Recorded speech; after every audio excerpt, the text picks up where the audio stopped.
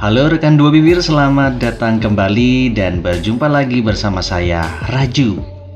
Merikehe, tumhare, kuch hota hai. Gimana, masih sehatkah hatimu? Karena mungkin mengalami benturan batin yang tak kunjung terpecahkan, jangan sering tidur malam. Jam malam adalah jam-jamnya hati untuk membersihkan diri dari racun-racun cinta yang mengendap ya guys.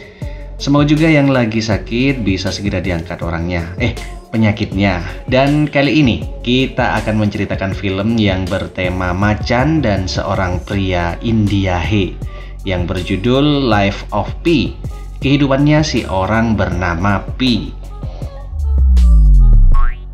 Nah, diceritakan tentang seorang pria India yang bernama Pi selama lebih dari 7 bulan atau 227 hari terjebak menggunakan sekoci yang terombang-ambing di tengah-tengah Samudra Pasifik atau Palung Mariana yang biru seolah-olah tanpa tepi, sangat dalam dan ganas. Mulai penasaran nih dengan kisahnya? Bagaimana si Pi ini bertahan hidup di tengah laut dengan ditemani harimau lapar di dekatnya? Langsung saja ke alur ceritanya. Pada tanggal 21 Juni 1977, kapal ini berlayar dari Madras menuju Kanada. Pada 2 Juli 1977, kapal itu diterpa badai dahsyat dan tenggelam di Samudra Pasifik.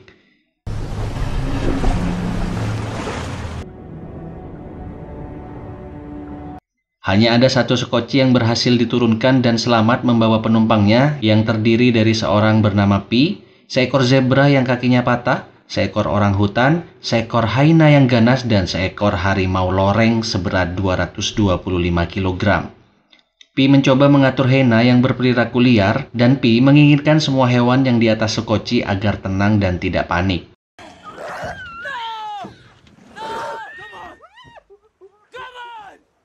Hyena yang perlahan mentaati dan pura-pura jinak lama-lama mengikuti nalurinya karena lapar dan untuk memakan zebra yang lemah. Tidak lama kemudian giliran orang hutan yang menjadi sasaran hyena. Di sisi lain, Pi sedih sekaligus marah karena perintahnya untuk jangan melakukan hal-hal tersebut diabaikan oleh si hyena. Dan tanpa disadari, hewan rimba yaitu harimau keluar dari bagian sekoci yang tertutup kain itu. Kagetlah semua. Pi pada saat itu harus keluar dari sekoci saat harimau mengganas karena panik dan kelaparan. Tapi harimau itu tidak keluar jauh dari sekoci. Dia tetap berada di sekitar sekoci dan Pi memperhatikan keadaan sekoci tersebut dari agak jauh.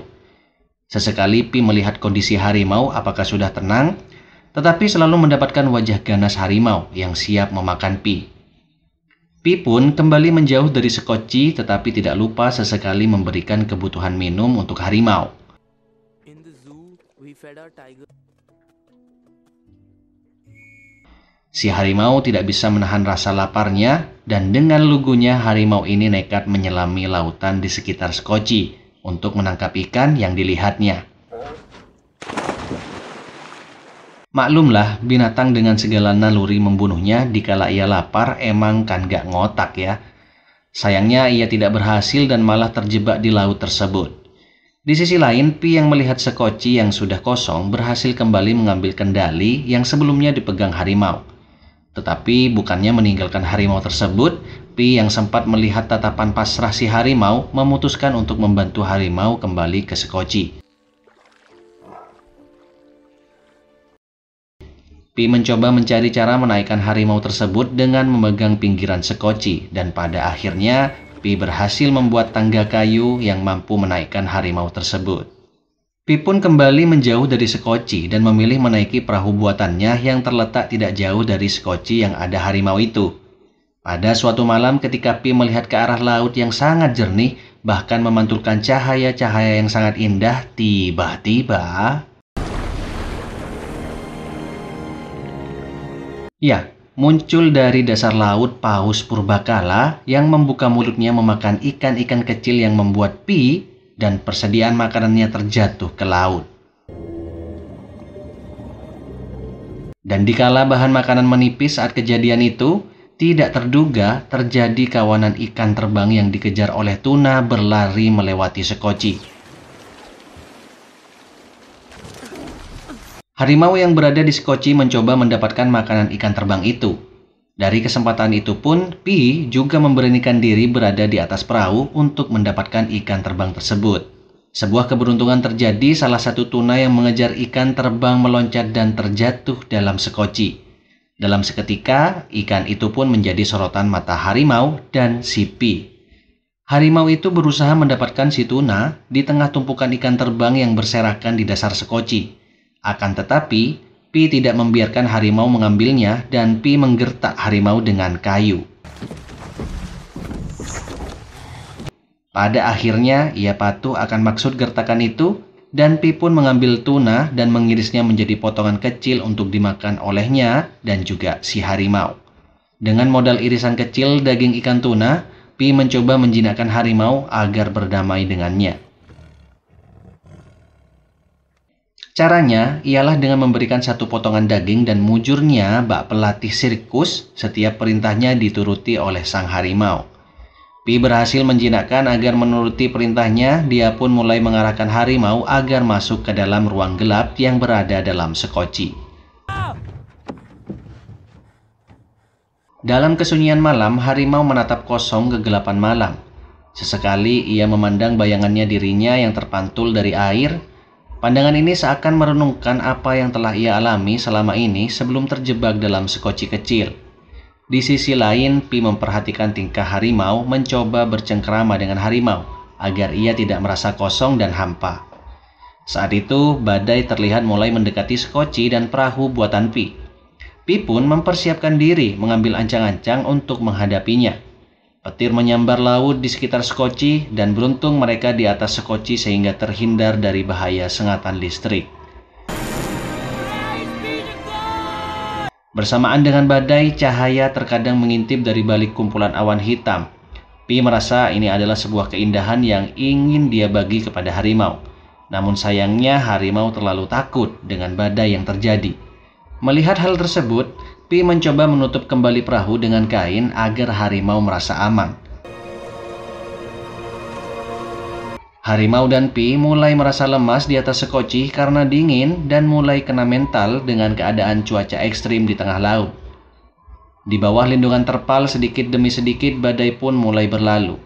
Tetapi keadaan sepertinya sudah mulai kritis baik Pi dan juga harimau. Saat itu Pi mencoba memberanikan diri memangku harimau yang sudah lemas.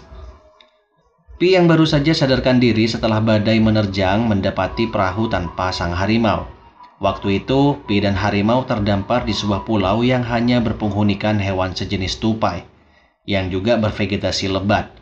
Pi dengan tubuh lemas mencoba mengambil makanan berupa rumput-rumput dan ranting-ranting batang-batang hijau di tepi pulau itu, dan tak lama kemudian tenaga terasa sudah pulih. Pi mencoba mengelilingi pulau tersebut, barangkali ada secercah harapan untuk mengisi kekosongan perutnya. Melihat harimau yang sedang memangsa hewan sejenis tupai di pulau itu, Pi tersenyum melihat pemandangan itu. Tak terasa malam pun tiba. Pi mempersiapkan tempat tidurnya di atas pohon yang di bawahnya terdapat kolam kecil. Di malam hari, Pi melihat bahwa kolam di bawah pohon terdapat ikan yang mati mengambang. Pi mencoba mencerna apa yang menyebabkan itu terjadi. Ternyata pemandangan yang baru saja dilihat, Pi pun menyimpulkan bahwa pulau itu hidup pada malam hari, berinteraksi dan berbahaya karena mengandung senyawa beracun untuk memangsa makanannya. Pi pun secara tak sadar mencoba untuk pergi dari pulau itu. Keesokan harinya, Pi pun mulai mempersiapkan bahan makanan ke dalam sekoci untuk bekal perjalanannya dengan harimau. Dengan kelembutan hati Pi bukan meninggalkan harimau di pulau itu, ia mengajaknya kembali ke dalam sekoci untuk melanjutkan perjalanannya. Pi dan harimau berhasil mencapai pinggiran pantai di pulau lainnya. Tubuh Pi yang lemas saat menghampiri pantai melihat harimau pergi meninggalkan Pi dalam hutan belantara, tempat yang diyakini sebagai rumah yang tepat untuk si harimau. Sebelum pergi, Pi yakin bahwa harimau tersebut melihat ke arah dirinya meskipun kenyataannya tidak. Harimau itu begitu saja meninggalkan Pi tanpa memberikan ungkapan apapun. Film pun selesai. Banyak makna yang bisa kita ambil dalam kisah ini, salah satunya jangan mudah menyerah dalam keadaan apapun, dan pastinya jangan terlalu percaya pada hewan yang memang mempunyai naluri-naluri membunuh untuk mempertahankan hidupnya. Beda dengan kita yang mempunyai akal pikiran untuk lebih bisa mengambil keputusan yang tepat. Di mana saat untuk membunuh dan di mana saat untuk bisa berdamai dan memberikan jalan hidup masing-masing serta habitat masing-masing. Terima kasih sudah menonton sampai habis. Buat kalian para rekan-rekanku yang cantik dan juga ganteng, bantu terus channel ini agar terus berkembang dan menghibur kalian dengan cara subscribe. Sampai jumpa di alur cerita berikutnya. Salam 2BB.